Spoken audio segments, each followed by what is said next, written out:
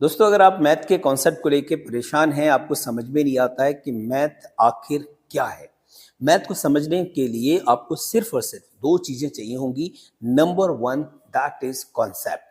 Means मैं आपको समझा देता हूँ कि ऐसे बच्चे जिसको इंग्लिश या हिंदी की लैंग्वेज समझ में नहीं आती है, तो उनको मैथ के क्वेश्चन समझने में दिक्कत होगी। जो वर्ड प्रॉब्लम है, उनको बहुत ज़्यादा प्रॉब्लम क्रिएट करेंगे क्योंकि वर्ड प्रॉब्लम समझने के लिए आपको कॉन्सेप्ट का समझना बहुत ज़रूरी है।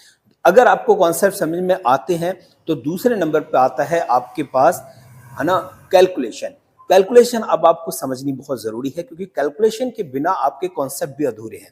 अगर आपको कॉन्सेप्ट समझ में आ रहे हैं, आपको थ्योरी समझ में आती है, तो उसके बाद आपका पार्ट बचता है आइडेंटिटी के अंदर आपने वैल्यू पुट कर दी, अब आपका पार्ट बता है कैलकुलेशन का। अगर आपका कैलकुलेशन वीक है तो आप अच्छे स्कोर नहीं कर सकते।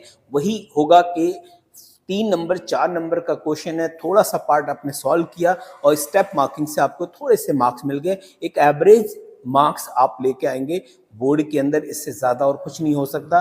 तो अगर आपको लगता है कि 90 प्लस स्कोर करना है तो आपको दोनों चीजों पर काम करना होगा। कॉन्सेप्ट भी आपको अच्छे करने होंगे, साथ ही साथ आपको अपनी, याद रखिएगा, कैलकुलेशन पार्ट भी स्ट्रॉन्ग करना है। कैलकुलेशन पार्ट स्ट्रॉन्ग करने के लिए आपको ज्यादा से ज्यादा प्रैक्टिस करनी है। Practice make a man perfect. तो प्रैक्टिस पे काम करें, मैथ आपका ऑटोमेटिकली अच्छा